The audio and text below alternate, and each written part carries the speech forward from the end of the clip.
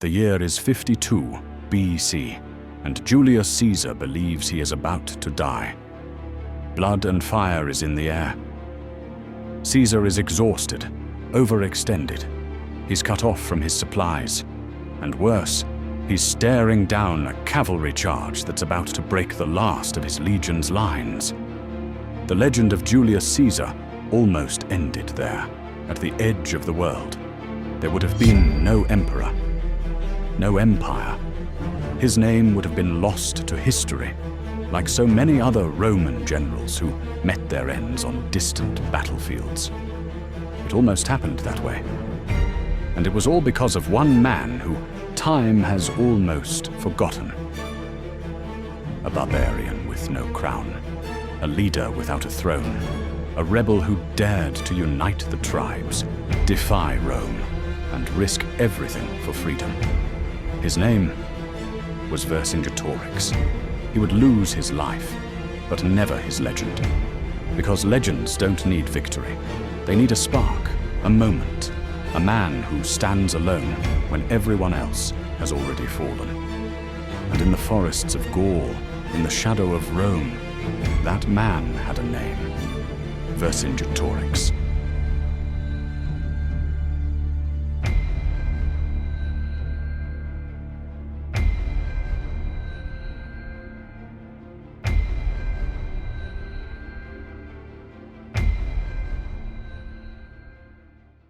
Vercingetorix was not born to rule an empire. He entered a world splintered, restless, a land known as Gaul, not yet France, not yet anything unified. It was a tapestry of fierce tribes, each woven tightly around their own chieftains, their own gods, and their own pride. These tribes shared blood but rarely peace. Boundaries were fluid, shifting with every skirmish, every raid. Feuds ran deep, vengeance passed down like sacred rites. Hill forts rose on the landscape, defiant strongholds that watched over lands fought and refought, year after year. Yet beneath this fractured surface lay untapped strength. The Gauls were warriors, farmers, craftsmen, masters of iron and wood, devoted to druids and sacred groves. They thrived in trade and fought with valor. But as Rome's shadow stretched northward, their divisions became weaknesses, openings to exploitation and conquest. And into this divided world stepped Julius Caesar. He marched north under the banner of Rome, an unstoppable tide of discipline and ambition. Caesar was cunning, relentless, ruthless. Where he walked, freedom faltered. Tribes fell or surrendered, their chieftains bending knee rather than breaking. Caesar didn't come to Gaul to protect Rome. He came to elevate himself. Deep in debt and desperate for glory, he needed conquest to secure political power. And so he brought war not just to tribes, but to civilians, wiping out entire villages to make an example. But among the proud Arverni tribe, in the hills of central Gaul, a different spirit stirred. A young nobleman watched as his land fractured and burned. His name was Vercingetorix, a name that meant Great Warrior King. He was more than a warrior. Some say he had fought with the Romans before he fought against them. An auxiliary, perhaps, or a guest within their ranks. If it's true, it means he had seen their discipline, their ruthlessness, their power, and understood it from the inside. He knew what Rome could do, and he knew what it would take to stand against it. His father, Celtillus, had tried before him. A powerful chieftain of the Arverni, Celtillus sought to unify Gaul against the Romans, but his ambition was too great for the divided clans. They executed him for reaching beyond his station, for daring to act like a king. When Vercingetorix rose, the same fears resurfaced.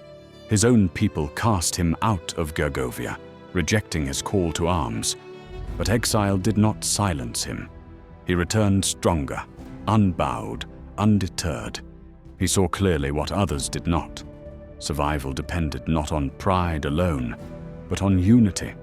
And so he took up a sword, not for conquest, but for freedom. He spoke words that reached hearts, bridging rivalries older than memory. He reminded them of shared gods, shared blood, shared land. Vercingetorix did not yet rule anything. He held no throne, claimed no crown, but he would become something greater than a king, a symbol of hope in a land on the brink, the man who could finally make Gaul one.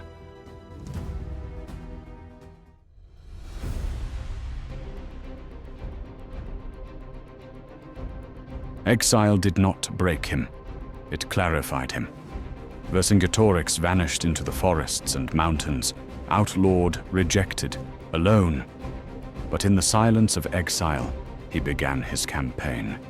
Not on the battlefield, but in the hearts of his people. He started with the outcasts, the disillusioned, those who had lost fathers to Roman blades and watched villages burn to the ground. He didn't promise glory. He promised something older, revenge, survival, unity. He moved from tribe to tribe, sometimes persuading, sometimes forcing, always pushing a single message. Alone, we fall. Together, we can stop Rome. He invoked shared gods, shared rituals, shared blood. At tribal councils, he spoke like a druid, like a prophet. To chieftains, he offered alliance. To enemies, he offered one last chance to stand with Gaul. And somehow, it worked. The Senones, the Parisi, the Biturages, even ancient rivals like the Aedui began to listen. Not all joined, not all trusted him, but enough did to change everything. At the Council of Bibracte, Vercingetorix was declared commander-in-chief of a united Gallic resistance. It was a moment no one had seen coming, not even Caesar. He moved quickly. With the clans at his back, he orchestrated a campaign unlike anything the Romans expected. His strategy was not to win through open battle, but to make conquest unsustainable. He scorched the earth ahead of Caesar's march, burning crops, poisoning wells, tearing down cities before Rome could take them. He knew Roman power thrived on roads, supplies, and submission, so he set fire to all three. He used terrain to his advantage. Dense forests swallowed Roman columns. Ambushes cut supply lines like thread. He weaponized absence, leaving Caesar to march further into a land stripped bare of allegiance and sustenance. The strategy was brutal, but brilliant. Rome advanced, but found no shelter, no food, no friends. Caesar's supply lines stretched thinner with each step. Frustration grew. So did his respect for the man who now led Gaul. One city refused to burn, Avaricum. Vercingetorix warned them, begged them to evacuate, but they believed their walls would hold. Caesar captured it, slaughtered nearly every soul inside. 40,000 dead in a single day. Vercingetorix's strategy had failed there, but it only hardened Gallic resolve. And then came Gergovia. A Gallic stronghold perched high on a ridge, Gergovia was both symbol and fortress. Caesar laid siege, hoping to crush Vercingetorix before his unity solidified. But Vercingetorix outmaneuvered him. He used the high ground to frustrate Roman advances, harassed their flanks, cut off their supply chains. Then came the trap. Caesar launched an assault, and Vercingetorix allowed him to come just close enough. The Romans were lured into rough terrain, split and surrounded. A full counterattack followed. The legions were driven back in chaos. Roman banners fell. Casualties mounted. Caesar himself narrowly escaped. It was his first true defeat in Gaul. Word spread like wildfire, across rivers, through forests, into every tribal hall. The man they exiled was now their savior. The rivalry between Caesar and his Gallic nemesis became personal. Caesar saw in Vercingetorix not just an obstacle, but a reflection, a leader who could command loyalty, adapt tactics, and win the hearts of a people. A barbarian with Roman discipline, a mirror of what Caesar feared most, a man who understood Rome, but did not fear it. And Vercingetorix? He knew what Caesar was. He had seen his ambition firsthand. He knew that this war was not about Gaul, not really. It was about Rome, and about the man who would crown himself in its ashes. The two men would clash again, but not yet. For now, Vercingetorix stood triumphant. The clans were united. Rome had stumbled, and for the first time in generations, the people of Gaul believed they could be free.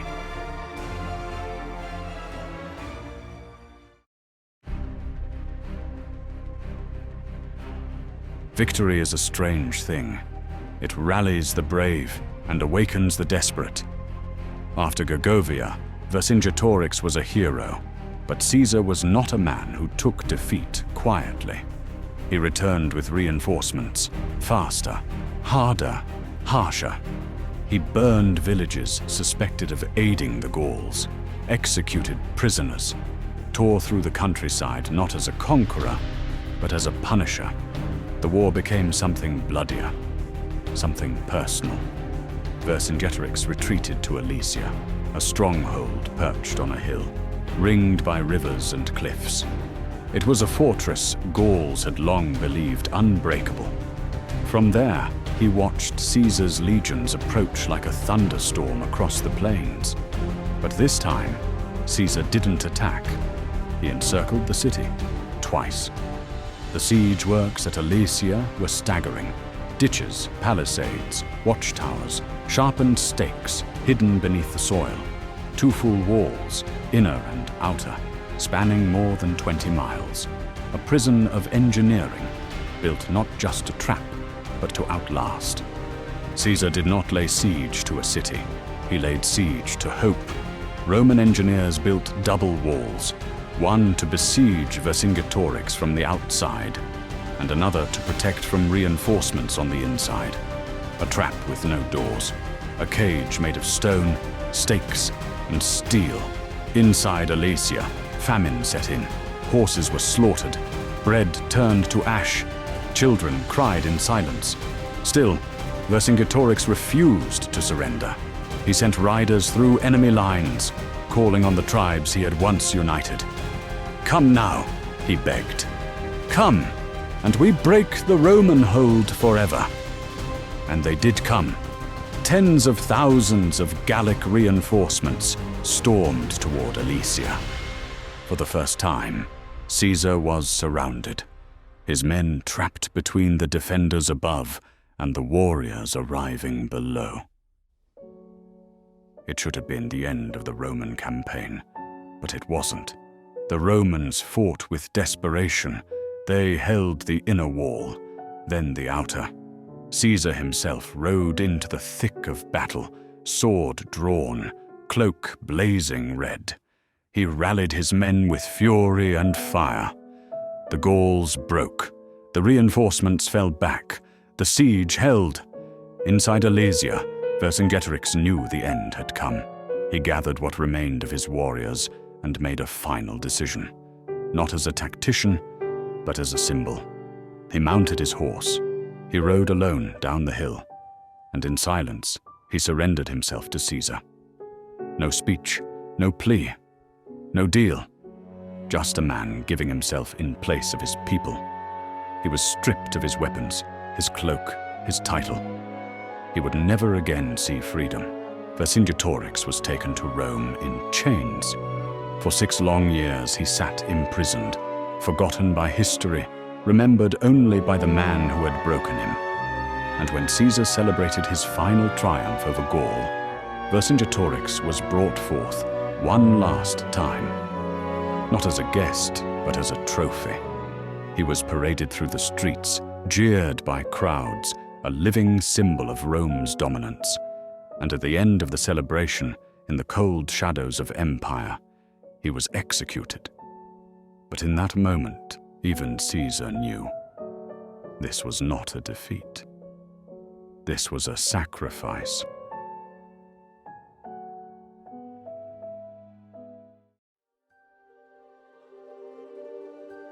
Vercingetorix is gone. His name nearly lost to dust, his story overshadowed by the man who conquered him. But listen closely, and you can still hear him.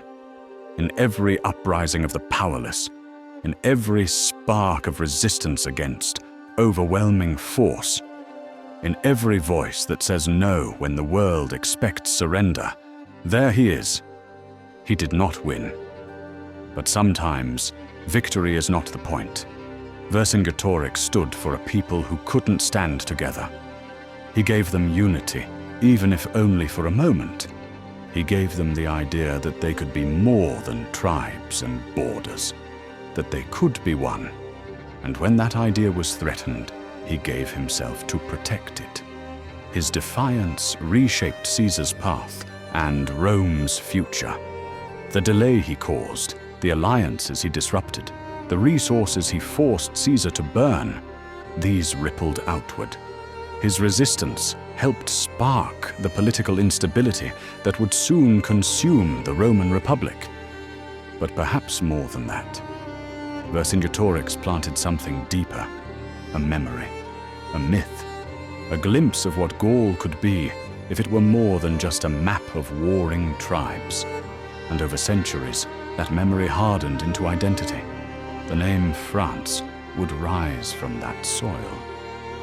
And in time, Vercingetorix would be remembered not as a footnote, but as a forefather. Not just a rebel, but a root. In the 19th century, Napoleon resurrected his name, erecting statues and declaring him the first true French hero. Vercingetorix, once a tribal warlord, became a symbol of national unity, centuries before the word France even existed. Rome called him a barbarian, but history remembers him as a symbol.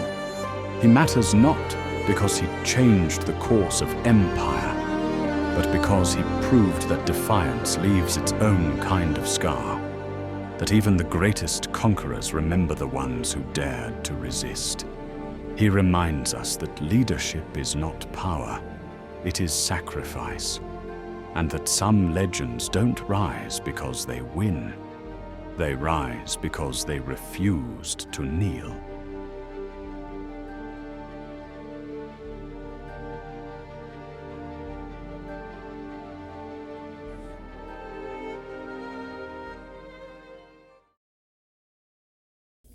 Not every legend made it into the history books. There are countless warriors, rebels, queens, mystics, and spies that left a mark on history, only to get left out of it. At Lost Legends, we tell the stories of real people who shaped the world and vanished from it. Subscribe for epic tales of the most fascinating people that history left behind.